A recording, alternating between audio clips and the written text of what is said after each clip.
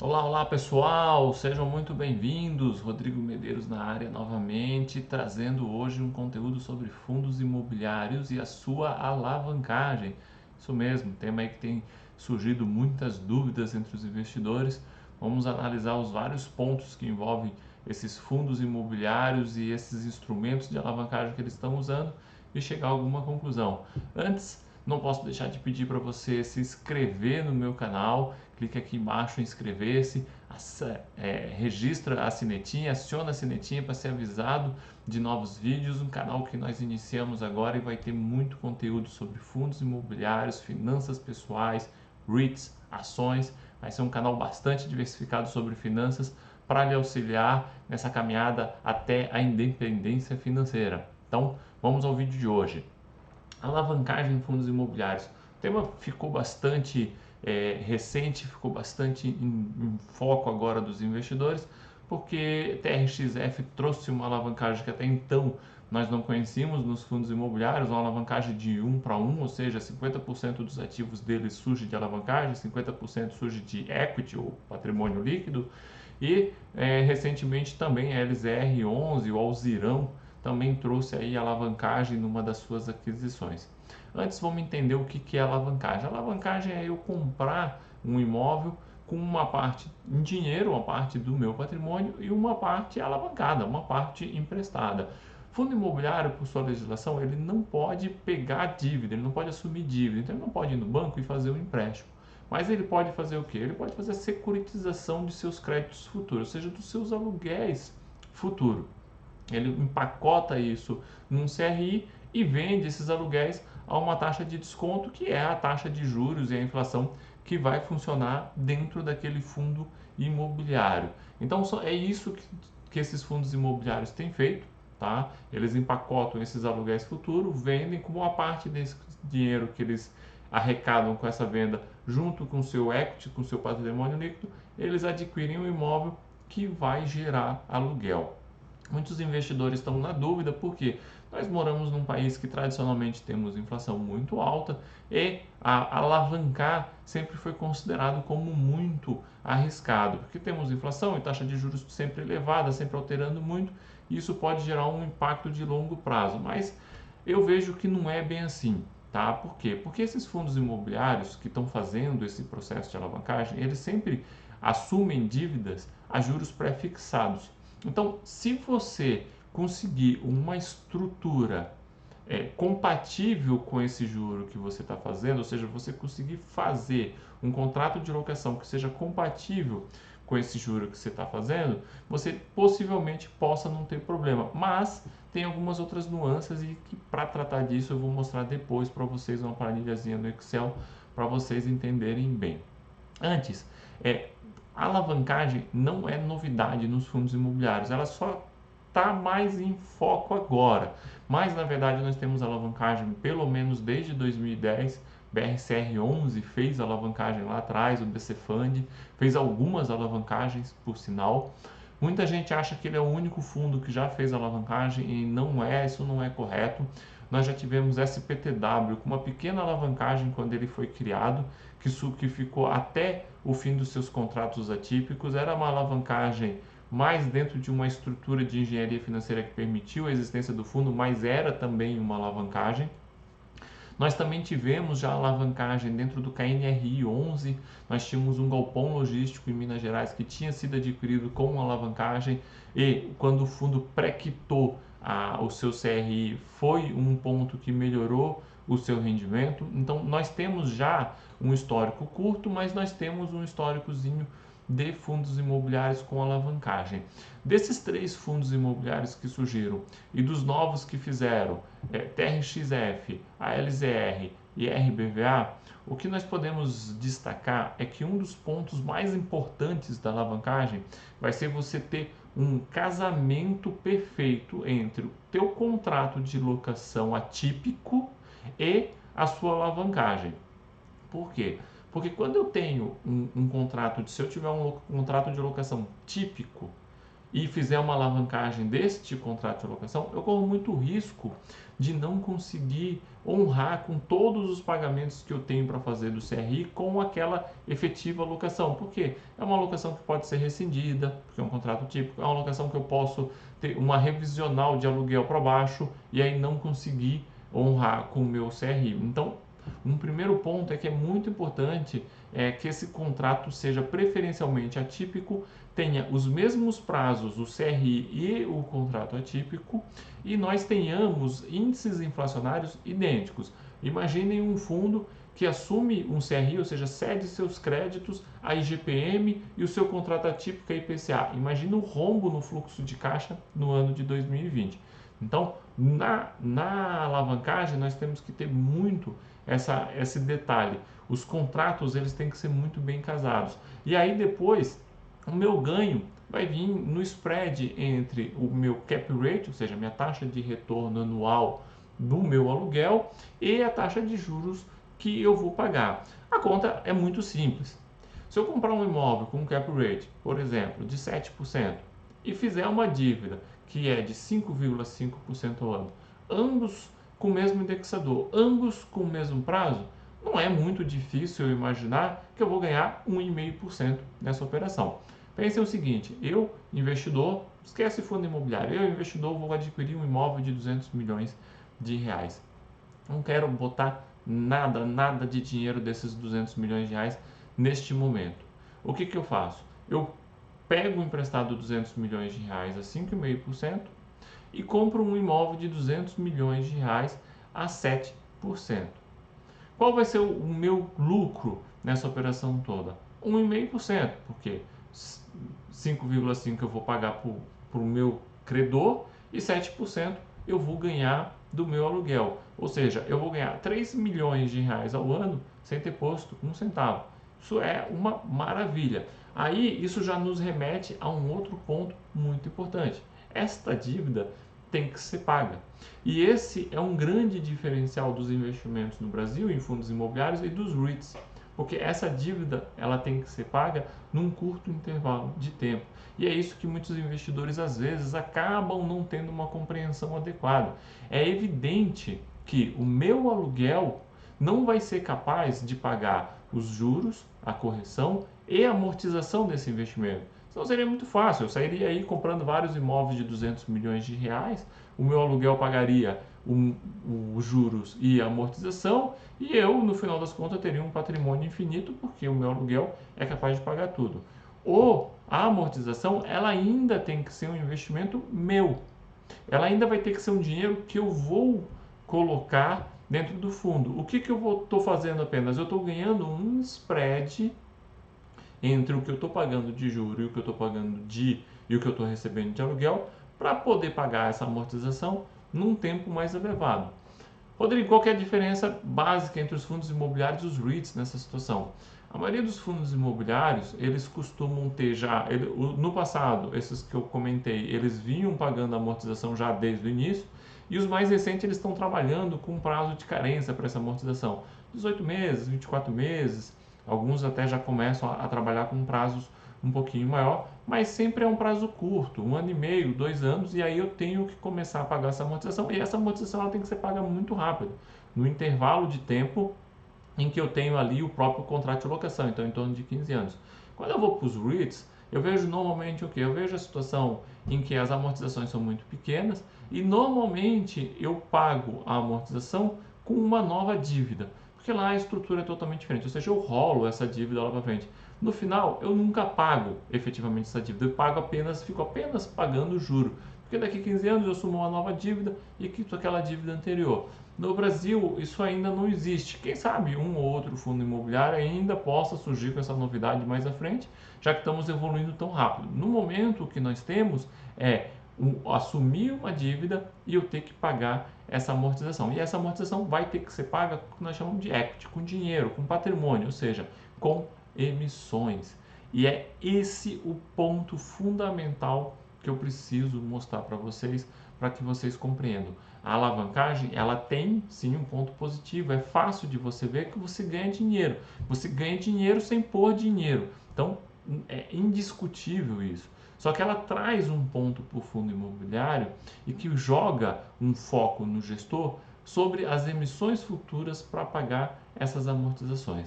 Antes de entrar um pouco mais de detalhe em algumas teorias sobre a alavancagem e sobre essa questão, eu quero mostrar uma planilha que eu preparei para vocês e já vou deixar disponível lá no meu site, vou deixar aqui na descrição o link para quem quiser baixar a planilha, quiser brincar um pouquinho, ver, conferir os dados, entender melhor a planilha, fica à vontade, ela é uma planilhazinha do Excel, você não precisa botar o e-mail, nada, só entrar no link, procurar ali onde que está o download dessa planilha, faz ela e aí você pode seguir e fazer esses comparativos que eu vou mostrar para vocês e de repente até fique mais visível se você tiver no celular não conseguir ver adequadamente agora os números. Vamos lá?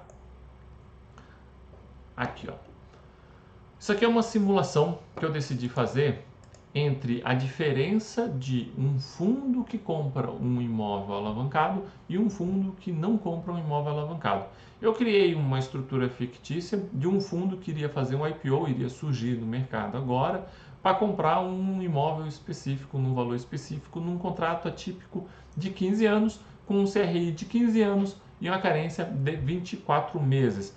Algo muito semelhante ao que nós temos no mercado hoje, o que tem surgido no mercado, para que vocês notem alguns pontos de observância nesses fundos imobiliários. Então vamos lá. Eu parti de um pressuposto que nós vamos ter uma inflação de 4,2%, aqui nós já estamos divididos porque era necessário para a planilha, tá? Então uma inflação de 4,20% ao ano, evidentemente nós sabemos o quanto isso oscila. Um cap rate do imóvel que eu vou adquirir de 7,2% ao ano. Um custo do fundo imobiliário, taxa de administração, taxa de gestão, escrituração, fixo de 1,20% sobre o valor de mercado. Eu vou adquirir um imóvel de 200 milhões, a minha emissão vai ser ao valor de 103 a um custo de R$3, ou seja, a minha cota já sai ao valor patrimonial de R$100. Então eu vou emitir 2 milhões de cotas, tá? E vou ter um patrimônio líquido de 200 milhões. Eu vou partir de um pressuposto, e aí esse pressuposto ele vai valer tanto para sem alavancagem quanto para com alavancagem, para poder ser números comparáveis e evidentemente serem mais simples de serem comparáveis, que é o quê?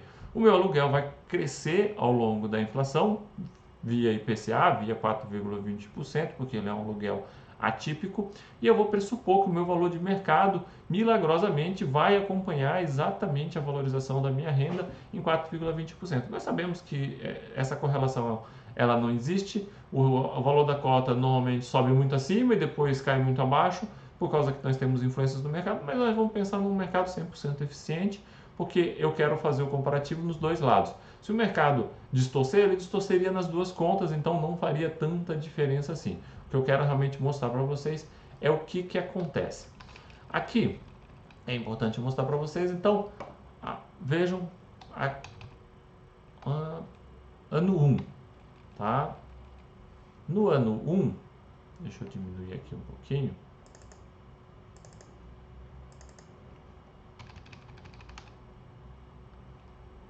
Aí, aqui, ano 1. Ano 1, então eu tenho a minha receita multiplicada por 12, as minhas despesas. Aqui eu fiz um destaquezinho para despesa mensal, gravem esse dado, nós vamos trabalhar melhor. O lucro de 12 milhões de reais. E aqui o meu rendimento por cota. O rendimento por cota inicia em R$6 e vai subindo com base na inflação. Porque é muito simples, eu tenho um fundo com um contrato atípico de 15 anos, vamos supor, BBPO. BBPO é um típico caso desse aqui. Nós temos um fundo, contrato atípico, 10 anos, todo ano o contrato se reajusta pelo IPCA e todo ano o meu rendimento sobe um pouquinho. É isso aqui que acontece nesse fundo aqui. E nós vamos subindo, até que chega no ano 16, eu supus que no ano 16 eu consegui renovar esse contrato para ficar um comparativo, e eu teria um rendimento de R$11,12 nesse fundo imobiliário aqui. Então, isso geraria, evidentemente, um outro valor de cota. Vejam, eu tive aqui um crescimento de quase 100% na minha renda ao longo de 16 anos. Tá? Com alavancagem, como é que funcionaria? Vamos às premissas com alavancagem. As premissas são muito semelhantes. Tá? Eu tenho um custo do imóvel de 200 milhões, emissão de R$103, Só que agora eu não vou emitir 2 milhões de cotas, eu vou emitir 1 milhão de cotas. Por quê? Porque eu vou pagar 100 milhões com equity e 100 milhões com CRI que eu vou emitir, com prazo de carência de 24 meses, um prazo de duração do CRI de 180 meses. Vou partir do mesmo pressuposto, que tudo vai crescer com base na inflação, tendo em vista que é um contrato atípico. E aí, nesse estudo que eu fiz, eu parto de um pressuposto que o gestor vai fazer uma emissão no início do ano que eu tenho que pagar as amortizações, quando eu vou iniciar as amortizações, ou seja, no 25º mês, ele vai fazer uma emissão para se preparar para pagar as próximas 12 parcelas de amortização. De amortização tanto do principal quanto da inflação. Os juros continuam sendo pagos com a receita do fundo. É possível que o gestor faça o uso da sua receita para pagar, por exemplo, a inflação, ou até mesmo decida pagar a amortização com a sua receita. A questão é que se ele fizer isso, é indiscutível, a renda vai cair, porque ele vai usar a renda para pagar a equity, tá? E não tem como, aí você vai reduzir renda, porque o equity, a compra do imóvel, ela tem que ser com dinheiro novo, senão você vai ter queda de renda. É como eu partir do pressuposto. Não dá para eu partir do pressuposto que eu vou comprar um imóvel de 200 milhões alavancados e o meu próprio aluguel vai pagar juros, correção e prestação. É igual eu comprar um apartamento, alugar para você, compro totalmente financiado e o aluguel que você vai me pagar toda a prestação. Isso é impossível do ponto de vista financeiro. Tá? Seria muito fácil eu criar patrimônio nesse sentido. Aí vai vir das opções, se eu vou alavancar mais, vou alavancar menos e vou pagar essas amortizações ou não com o meu patrimônio. Minha ideia é que os fundos imobiliários não irão pagar amortizações com receita. Eles vão pagar amortizações exclusivamente com emissões para realmente ficar algo factível. E aqui nós começamos o primeiro ponto em que eu preciso mostrar para vocês e vocês vão precisar entender sobre a alavancagem, que eu tive que fazer a conta mês a mês e não ano a ano, como eu faço se eu tivesse comprado totalmente imóvel. Por que mês a mês? Porque aqui nós temos uma questão de descasamento na aplicação do índice inflacionário. Quando eu tenho uma dívida indexada ao IPCA, como é o nosso exemplo, eu vou todos os meses corrigir minha dívida e todos os meses o juro vai incidir sobre aquele saldo devedor corrigido. Quando eu tenho um contrato de aluguel, eu não corrijo todos os meses o meu contrato de aluguel. Eu corrijo uma vez a cada 12 meses. Então vocês conseguem imaginar como isso vai gerar um descasamento em que, no passar dos meses ao longo de um ano, o meu custo de juros ele vai aumentar, porque o meu saldo devedor vai subindo, porque a inflação vai incidindo, mas o meu aluguel, a minha receita, ela vai se manter constante. Então eu tenho um aumentando e outro constante. Isso vai gerar um certo descasamento. E é exatamente isso que eu quero mostrar para vocês nesse quadrinho aqui. Vamos ver aqui. Vamos lá, por exemplo, no nosso exemplo, mês 1. Mês 1 nós tivemos lá a receita de R$1.200.000, que é o quê? É o nosso cap rate sobre os 200 milhões. Se nós pegarmos num ano inteiro, nós vamos ter o mesmo valor que aqui, 14.400.000, tá? Mas vejam uma primeira diferença, as despesas do fundo imobiliário. A despesa desse fundo imobiliário, nesse mês 1, vai ser de 100 mil. Por que vai ser de 100 mil se aqui foi de 200 mil? Porque a minha despesa é sobre o valor de mercado, que é o mais usual hoje em dia dentro dos fundos imobiliários, e não sobre a receita do fundo. Então, esse fundo ele tem muita receita, mas ele tem metade do valor de mercado que o anterior, porque ele tem só 1 milhão de cotas, o outro fundo tem 2 milhões de cotas. Então, o valor de mercado desse fundo ele é menor do que do outro fundo. Então, o meu custo de administração aqui vai ser menor, R$100 mil. Depois, eu tenho aqui o custo da dívida, que são os juros, que eu falei para vocês, que geram o lucro. Lucro, receita, menos despesa, menos custo da dívida, e vai me gerar um rendimento no primeiro mês de 62 centavos. Vejam como esse meu custo da dívida vai subindo aos pouquinhos. Deixa eu dar um zoom aqui, para vocês conseguirem ver um pouquinho melhor. Vejam, custo da dívida vai subindo aos pouquinhos, tá? Mês a mês, mas a minha receita não sobe, porque não tem como subir. Resultado, o meu rendimento que começa em 62 centavos nesse fundo, como vocês podem ver aqui, ele vai se mantendo aqui, ele vai perdendo nas casas decimais. Se nós aumentarmos isso aqui nas casas decimais, vocês vão ver que, olha, como ele vai reduzindo nas casas decimais, tá? Até que eu chego aqui no mês 12, o último mês do primeiro ciclo. Eu comecei em 62 centavos e acabo em 60 centavos. Quando eu viro o ciclo, o que me acontece? A minha receita sobe novamente. Meu aluguel reajusta e eu consigo subir o meu rendimento. Visto que o meu juro ele tem um limite de que sobe, porque por enquanto eu estou subindo só o saldo devedor com base na inflação e ela não ficou tão elevada ainda. Então vejam, eu já passei aqui para 65 centavos. E aí novamente, vou diminuindo novamente nas casas decimais. Vai reduzindo, bem aos pouquinhos, até que novamente eu chego no 24º mês. Mais um ciclo de fundo. Só que quando eu chego no 24º mês, observe que eu fiz essa anotação aqui. O que é essa anotação aqui? 108,58, 104,20. Esse é aquele pressuposto que eu parti de que a minha cota vai milagrosamente se ajustar exclusivamente pela inflação, acompanhando o valor da distribuição no mercado perfeito, tá? E esse vai ser uma grande variável para nós acompanharmos. Quando eu chego no 24º mês, eu vou no mês seguinte iniciar meu processo de amortização. Vejam que aqui eu já tenho uma colunazinha que eu já botei. Opa, aqui, né? Não estava aparecendo para vocês. Aqui então, ó, eu chego aqui no 24º mês, ficou em 63 e eu já coloquei uma colunazinha que é de amortização, porque a partir desse mês, o mês 25, eu vou começar a fazer as minhas amortizações. Vejam, o que naquele outro ano, quando eu viro o ciclo, aumenta, aqui não aumenta, aqui vai para 62 centavos, ou seja, eu corrigi o meu aluguel pela inflação, olhem só, eu corrigi o meu aluguel pela inflação, o nível de crescimento do meu custo da dívida reduziu porque eu paguei a primeira amortização e mesmo assim o meu rendimento diminuiu. Diminuiu por quê? Porque eu aumentei o número de cotas e evidentemente quando eu aumento o bolo a ser dividido, quando eu aumento na verdade o número de cotas e o bolo a ser dividido não aumenta tanto, eu vou diminuir um pouquinho esse rendimento.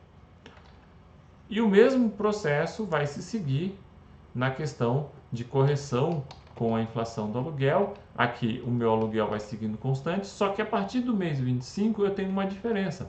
Como eu vou pagar a amortização, tanto do principal quanto da inflação que teve, o meu custo de vida, o meu custo de dívida, os meus juros, eles vão reduzindo, como nós podemos acompanhar nessa coluna aqui. Por quê? Porque quanto menor o meu saldo devedor, menor o meu juro. E aí isso me dá uma estabilidade um pouquinho maior do meu rendimento, até que ele vai subindo. Quando eu chego aqui no mês 36, ele subiu e ele seguiria subindo aqui um pouquinho todos os meses, seguindo na mesma expectativa, tá? Não vou perder muito tempo aqui, porque fica até um pouco cansativo ficar mostrando essa planilha. O que eu quero mostrar para vocês é um outro ponto.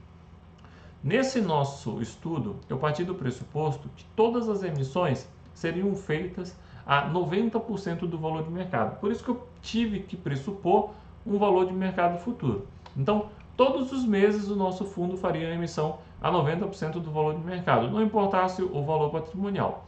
E o custo de emissão seria de R$3. Aí, o custo de emissão de R$3 ele seria muito semelhante ao sem alavancagem, porque lá eu emiti 2 milhões de cotas a um custo de R$3, aqui 1 milhão de cotas ao custo de R$3.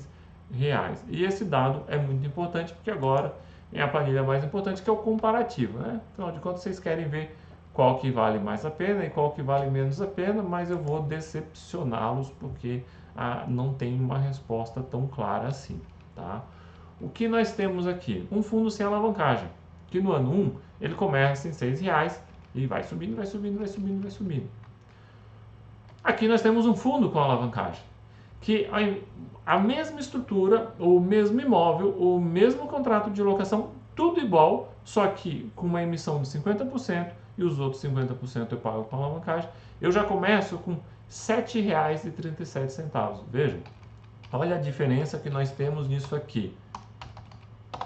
Nós temos 22,81% de renda a mais no ano 1 por causa dessa estrutura. É uma renda considerável.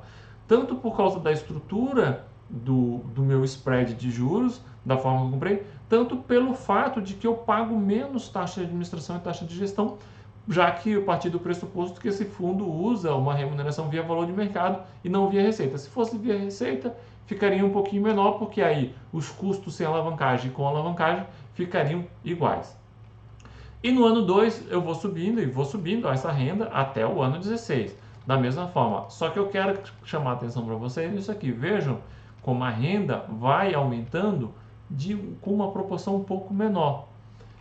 Ela não aumenta na mesma proporção, até que eu chego no ano 9, tá? E a minha renda com alavancagem, ela passa a ser menor do que a renda sem alavancagem.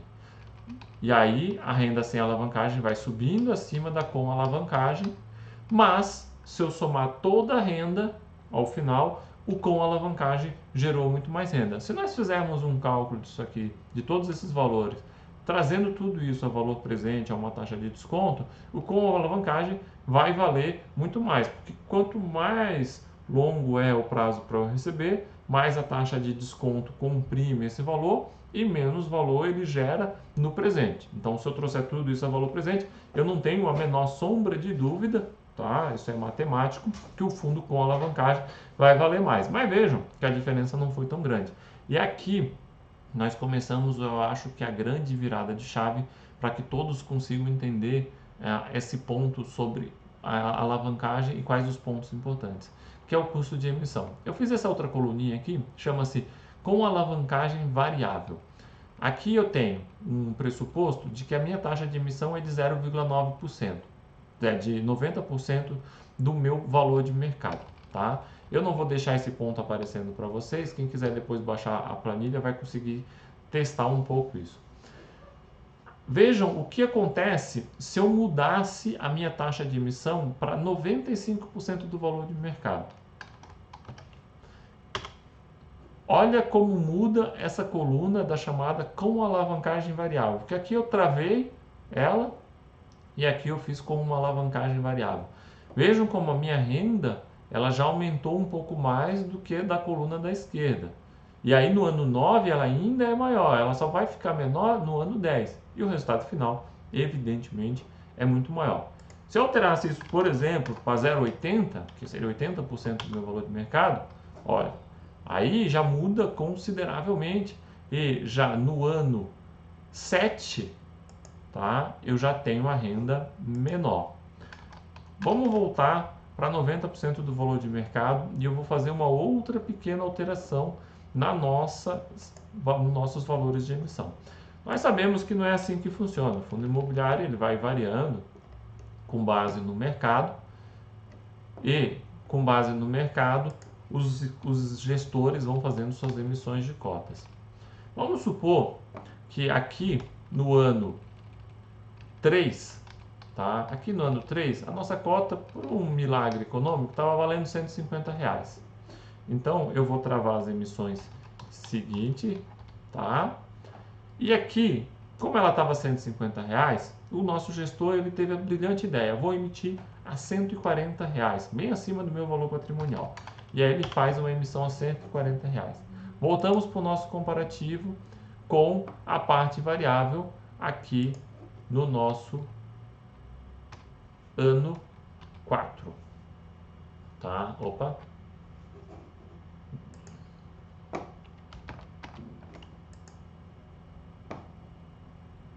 No nosso ano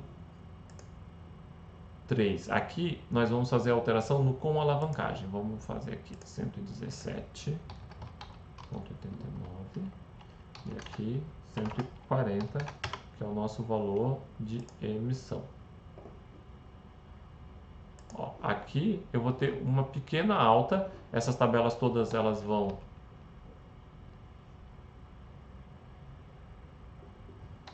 aqui Por que isso aqui não alterou? Aqui, tá aqui a nossa renda que faz a alteração. Vejam que no ano subsequente eu tenho uma redução da nossa renda e depois eu subo mais um pouco e vou ficando com ela um pouquinho mais alta. Me perdi aqui um pouquinho, não tem problema, mas é isso aqui que eu queria mostrar para vocês. No ano, na sequência, ele acaba tendo uma redução e depois ele vai subindo um pouco mais a minha renda. Por quê? Porque eu consegui emitir acima do que estava naquela nossa previsão. Se eu voltar aqui, fica tudo igual.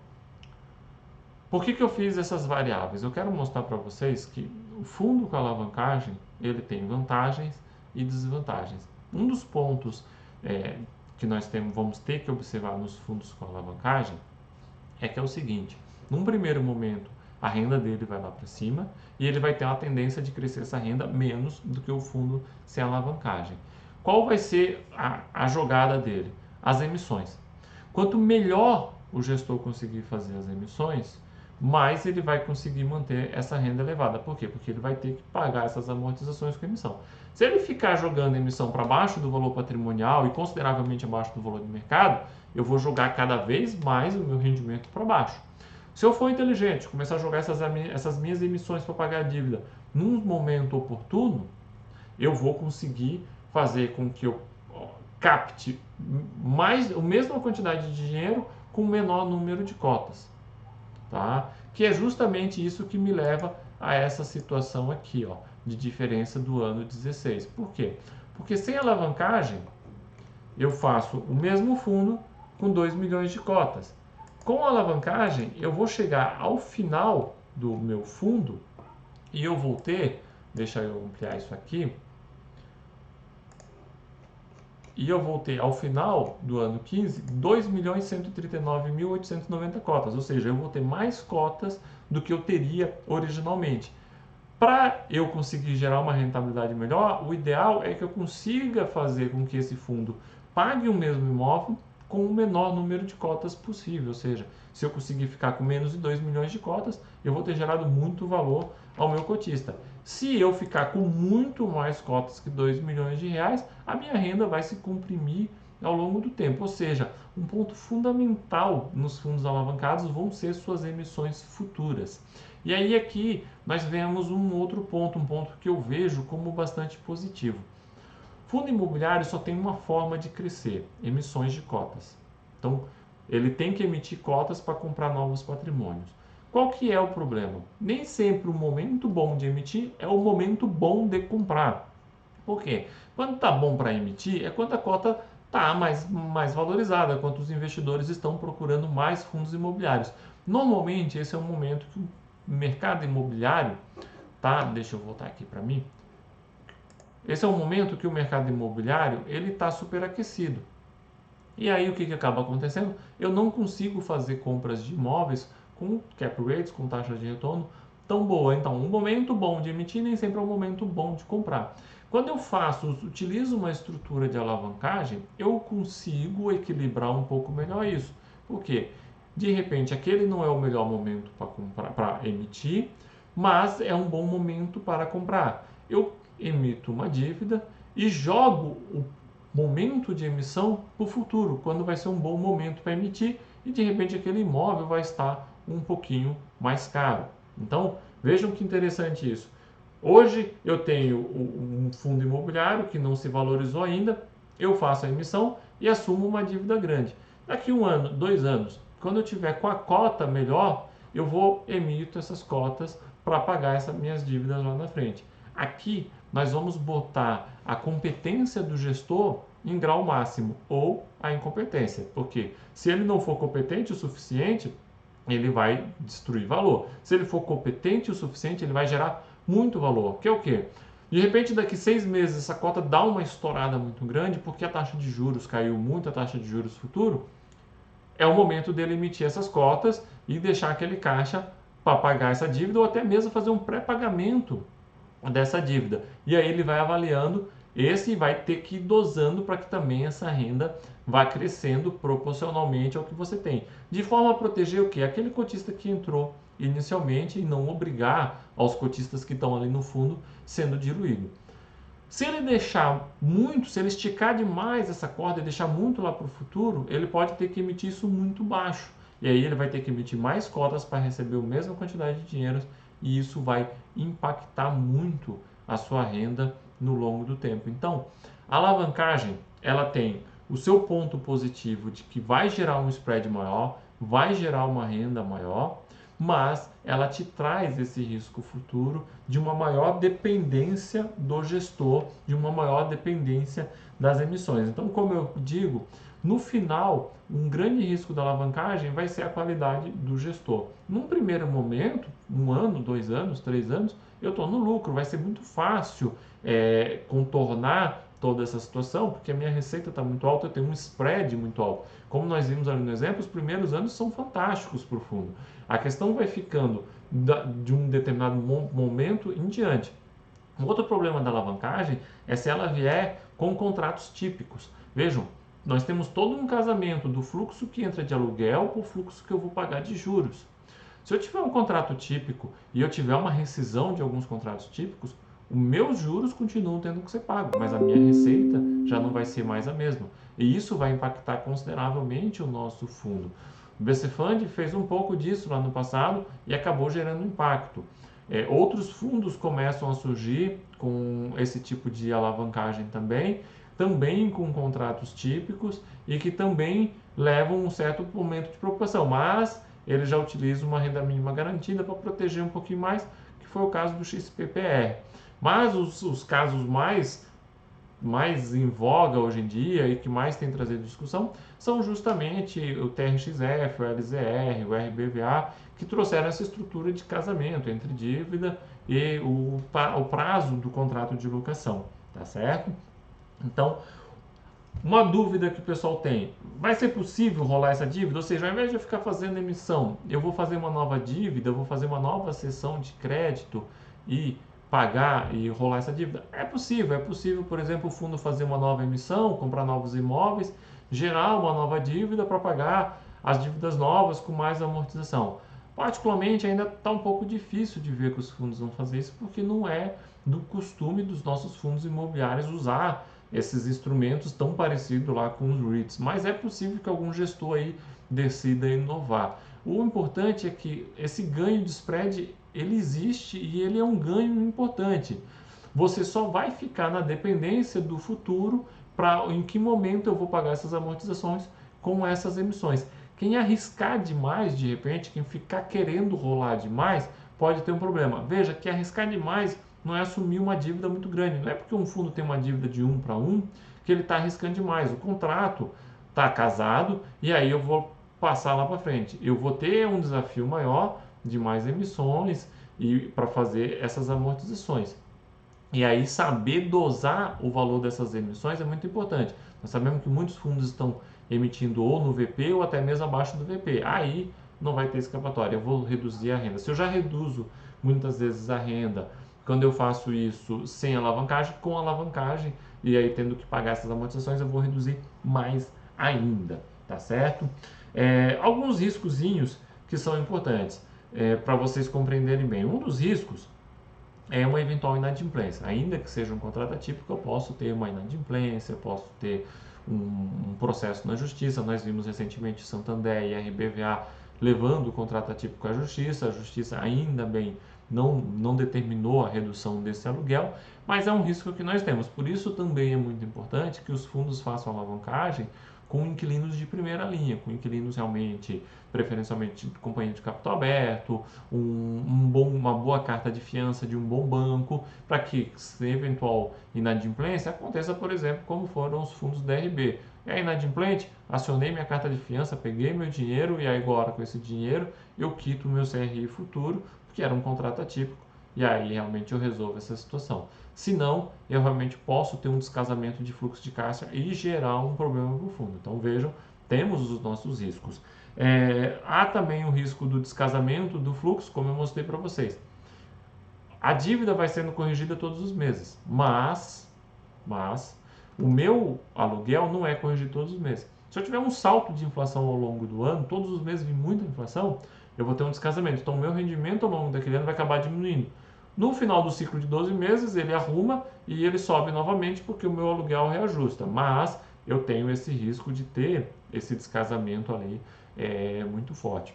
Um outro ponto importante é que essas emissões de CRIs, elas têm que ter preferencialmente, não ter, né, na verdade, multa para pré-pagamento, ou seja, não posso ter que pagar uma taxa para pré-pagamento. O que é pré-pagamento?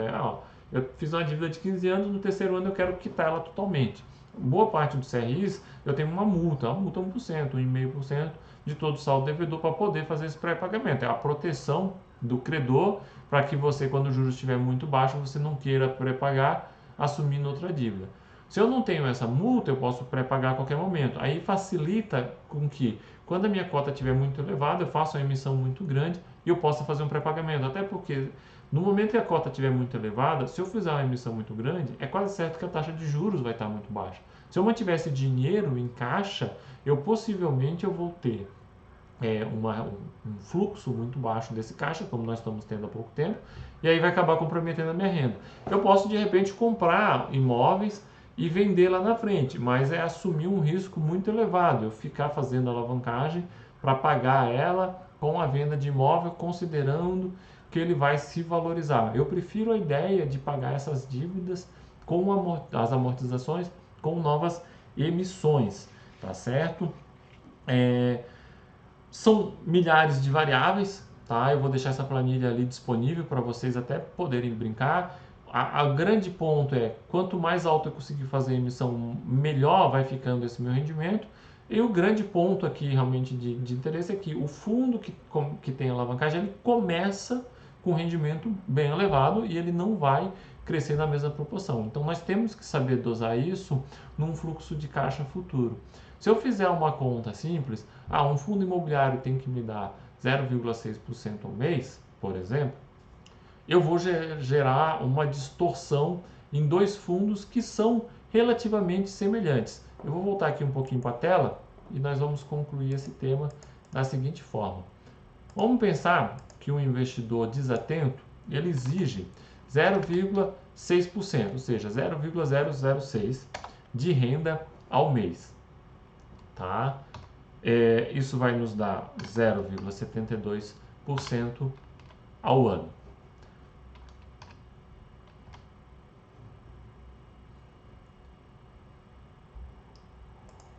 Faltou um zero.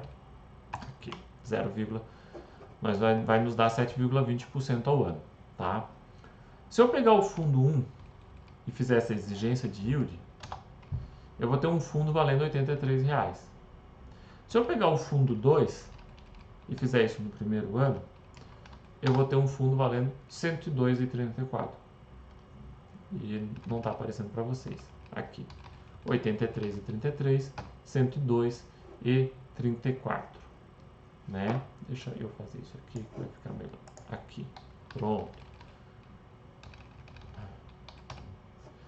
Vejam a importância de eu conseguir entender o fundo de forma adequada. Essa não é a melhor forma de eu precificar. Eu não posso precificar um fundo sem alavancagem igual um fundo com alavancagem. Evidentemente que o fundo com alavancagem, se ele estiver no início da sua alavancagem, ele vai ter que me dar um yield maior. Então, se eu estou exigindo 7,2% por sem alavancagem, de repente eu vou ter que exigir 8,2% para o com alavancagem. E aí isso vai me dar algo mais ou menos aqui, 89,86. Por quê? Porque, como eu mostrei, o rendimento vai crescendo menor. Para nós fazermos a conta adequada, nós teríamos que trazer a valor presente todos esses taxas futuros para poder ter essa compreensão. O importante aqui é que vocês entendam a diferença dos fundos com e sem alavancagem, saibam que alavancar, na minha visão, não é ruim, alavancar é positivo, eu ganho spread, eu ganho dinheiro sem botar dinheiro, só por isso é bom. Mas eu trago riscos para dentro do fundo, são riscos realmente que eu não posso descartar, especialmente de pagamento dessas amortizações com emissões de cotas, e eu não posso precificar esses fundos de forma muito semelhante, tá certo?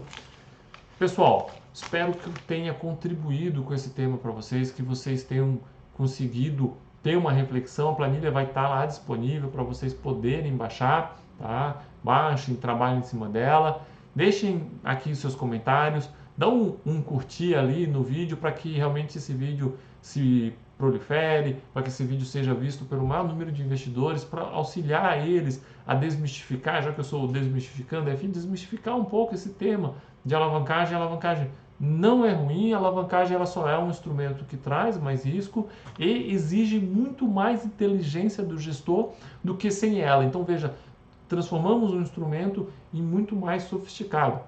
Investimento imobiliário, dívida imobiliária tem um custo muito baixo, não tem porquê às vezes eu não fazer dívida. É assim que o mercado americano cresce e provavelmente é assim que o nosso mercado vai ter que crescer. Só que eu vou ter que ter muito mais competência para fazer isso. Então, o meu olhar para o gestor vai ficar cada vez maior. Então, não deixa de curtir, não deixa de compartilhar com seus colegas esse vídeo, se inscreve no canal, aciona a sinetinha para ser avisado e até o próximo vídeo. Muito obrigado!